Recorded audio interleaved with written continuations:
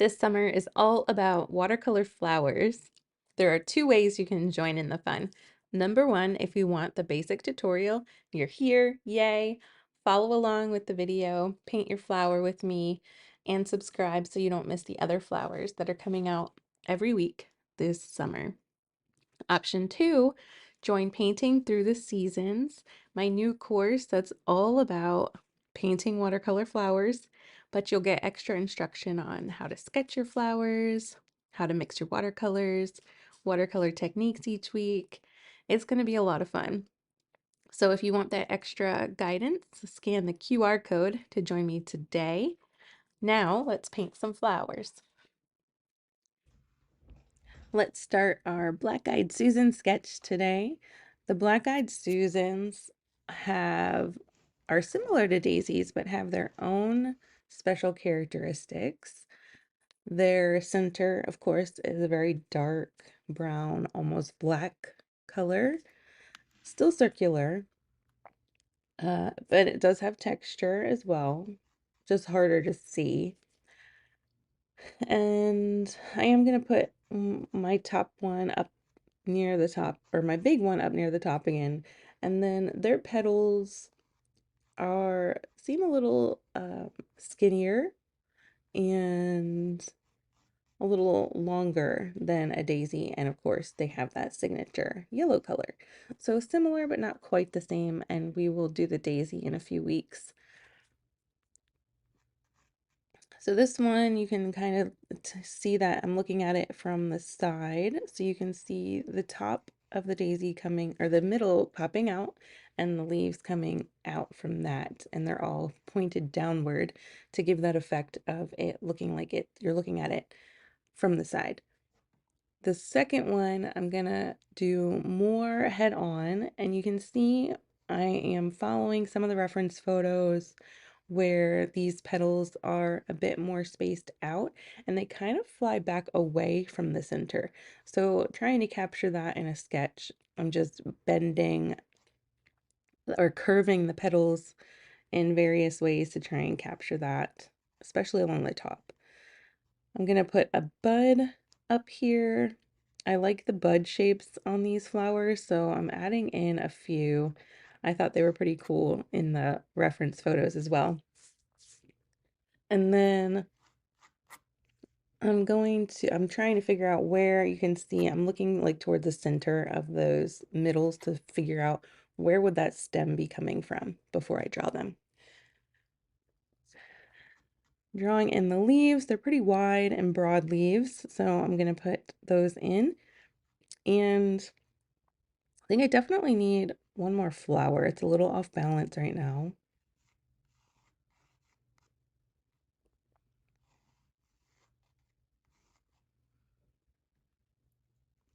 Okay, there's my leaves. Now, I know I can fit at least one more flower in here. Gonna have it facing upward again, but more to the side, to the left, I guess, facing that way, and figure out where the stem goes. I still have some room, so I think I'm gonna put another bud or two into that space. Make this one pretty full.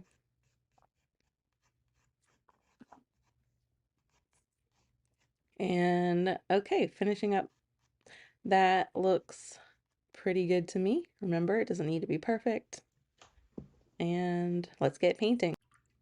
Okay, I'm starting with the petals. So I want that signature yellow color of these flowers, and I want it to be different than my sunflower.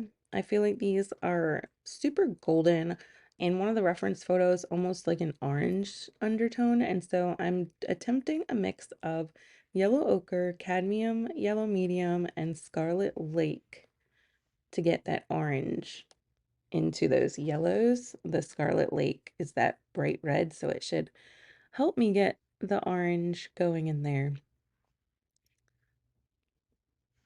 Let's get started on our petals. We'll do that around the first layer. It doesn't have to be super dark yet, remember.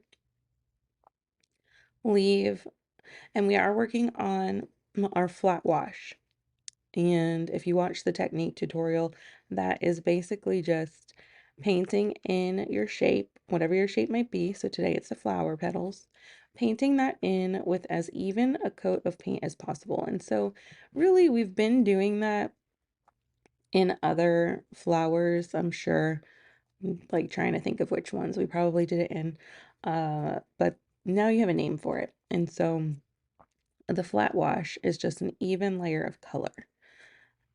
I did add a bit more scarlet red to get more orangey tone into those petals, and that's looking good.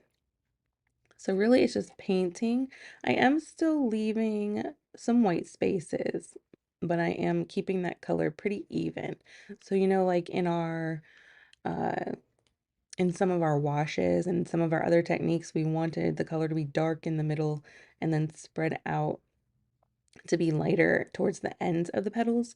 This time I am keeping it flat wash, and we'll add other layers on top, of course, but I wanted you to practice this technique just so you would know what it is. It's one of the most basic watercolor techniques, and it's really just painting like you would a different, like an acrylic paint. You just paint, it's a flat paint. So that's that, and that color's looking pretty good.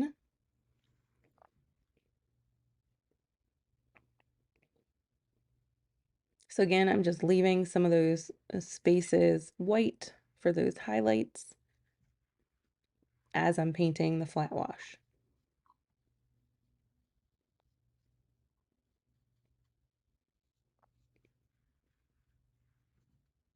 I really love seeing black-eyed Susans bloom in the wild. It's one of my favorite flowers to see on the roadside in the summer. That's part of the reason I picked it. I also, well, I think by now you probably know that sunflowers are my favorite flower. That's why we started with them. And so these are similar to sunflowers. It's probably why they catch my attention as well. That yellow color just grabs me. It's one of my favorite colors in the world.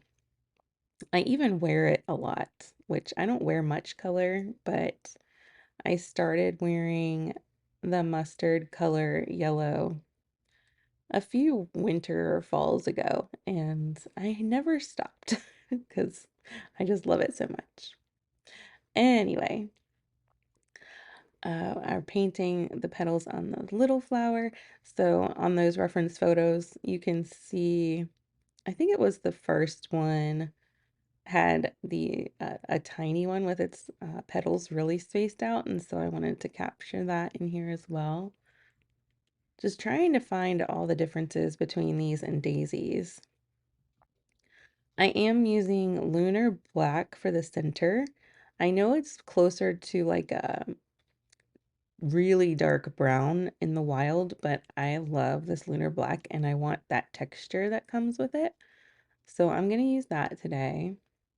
But if you don't have that, you can mix up a pretty dark brown color. Use if try and use complementary colors to get it. So you can try to mix red and green or blue and orange would probably be your best bets. Yellow and violet kind of make more grayish colors.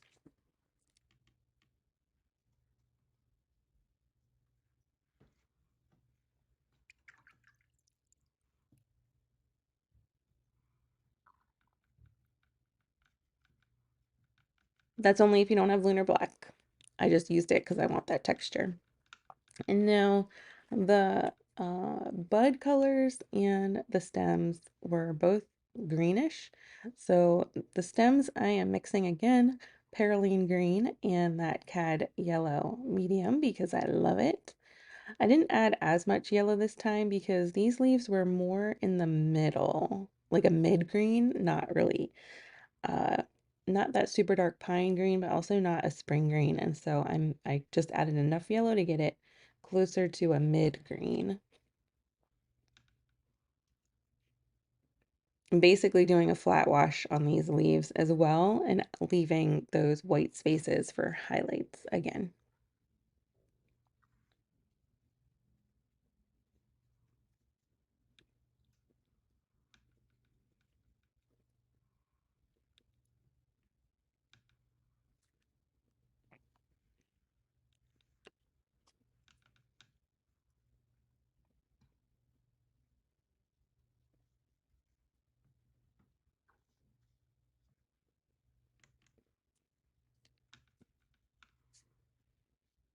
There may be some yellow ochre mixed in there too. It seems pretty like closer to an olive green. So I used my pile of perylene green that's on the right hand side, but I think there was some yellow ochre in there as well. And then these buds, they are closer to a spring green, so I'm gonna add a bit more cadmium yellow medium and get that spring green color.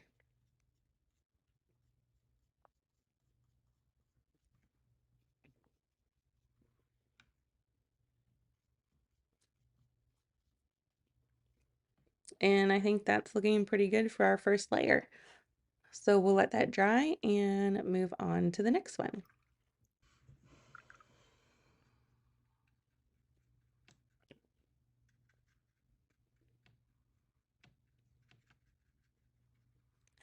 Layer 2 is all about adding some deeper colors to bring out some depth and definition into these flowers.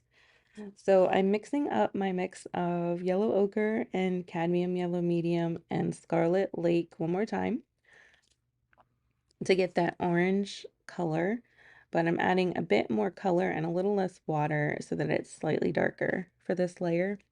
And I'm not going to be worrying so much about my flat wash on this layer. I wanted you guys to practice that, and now I'm just kind of making shapes that I want on top to add that definition for the petals.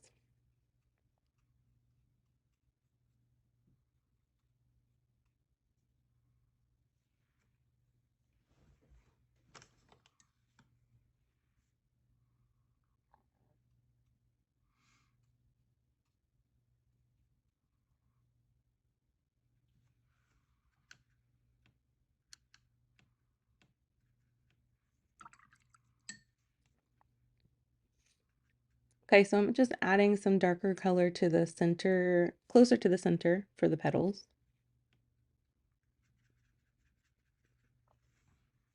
For each of these flowers, I'm going to do that. Need to add some more dark onto this. It's a little boring without the dark colors coming in.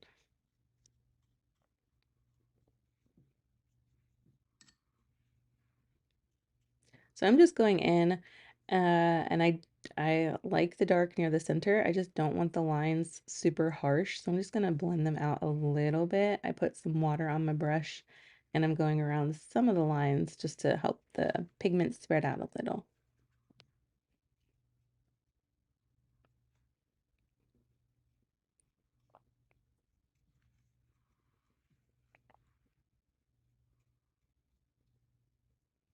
Again, just adding some dark to these petals.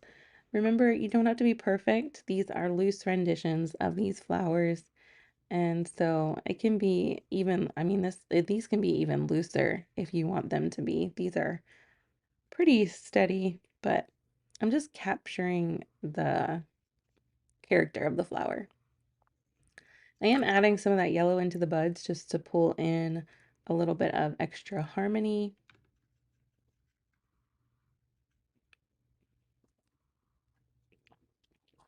And we'll put some more lunar black into the centers to get them to pop a little more. I'm not going to cover the whole thing that I did. I want to leave a little bit of highlight.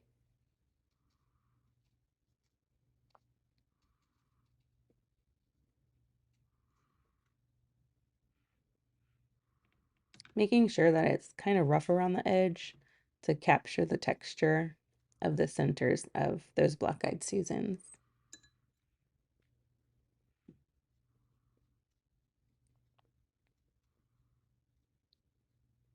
You can see now the texture underneath this layer. I just love this paint color because it does that, and because you can add it to just about any other paint and it will make a beautiful color, but also add that texture into it. It's a great way to practice with granulation or granulating watercolors with just one tube of paint instead of having to buy a bunch. So it's really fun.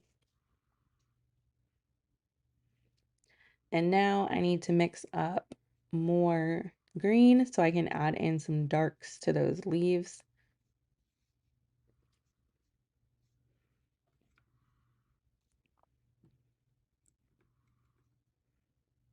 If you're not feeling confident with painting stems, I highly recommend just grabbing a piece of your scrapbook paper, not scrapbook, sketchbook paper, and practicing with lines. And all you really need to do is grab any color paint you want and just practice pulling your brush up across the page and seeing how thick a line one of your brushes can make and then how thin a line it can make. And just practice swiping it across the page. You can do straight lines, you can do curvy lines, just to get a feel for how moving your brush across the page feels like what it feels like, because it does take practice. And I've been painting for a while, and so it just kind of comes naturally at this point to just kind of swipe it with confidence. But I want you to have that confidence as well, and that takes some practice. So if you are feeling a little nervous about skinnier lines, then pull out that scrapbook or scrapbook again, sketchbook page and practice your lines.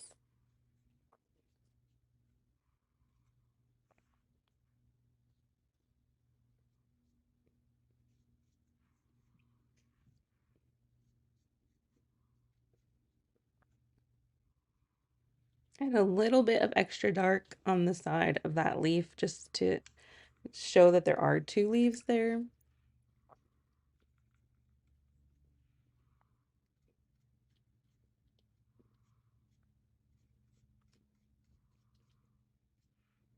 I think I'll add another layer of the springy green on top of those buds. And then this layer should be looking pretty good. So we can let it dry and move on to final details. Well, we'll see how it looks when it's dry, but it's looking pretty good. So it might just be one more layer of details. All right, I'm gonna let that dry. Here's our black-eyed Susan all dry, and I like the definition in it. I did add an extra layer of green on those leaves, and I forgot to record it. So if you want an extra layer of green on your leaves, feel free to do that. Now I am adding in some texture with my Derwent Inktense pencil.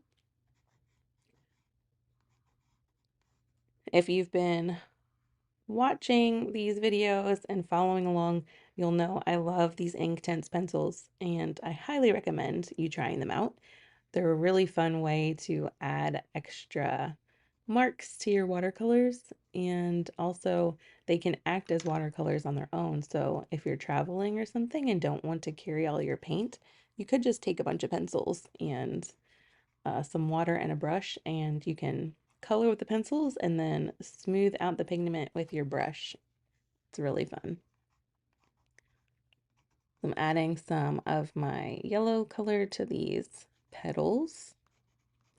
And I do like how the centers turned out with the different layers. You can see the texture and then it's dark. And so after I finish with these petals, I'm going to use my Posca pen to add some dots. Posca pen is another mark making tool I really like. They are acrylic markers, and so it's a paint pen basically. And this one is the fine tip, and so it gives me really fun tiny little dots that I like to add to some of my paintings.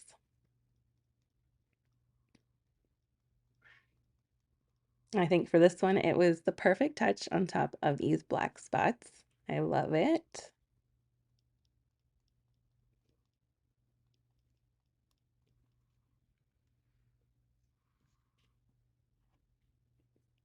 That looks fun. So fun. Dots are just fun, and black-eyed Susans are fun, so they went well together. I am adding in some veining on the petals just to give them a little extra something going on. I think that looks good in that dark yellow area.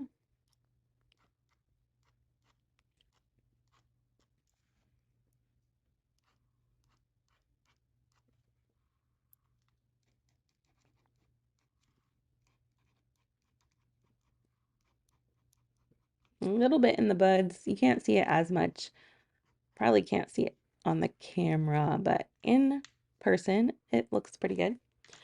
And then I will pick a color to add some splatter.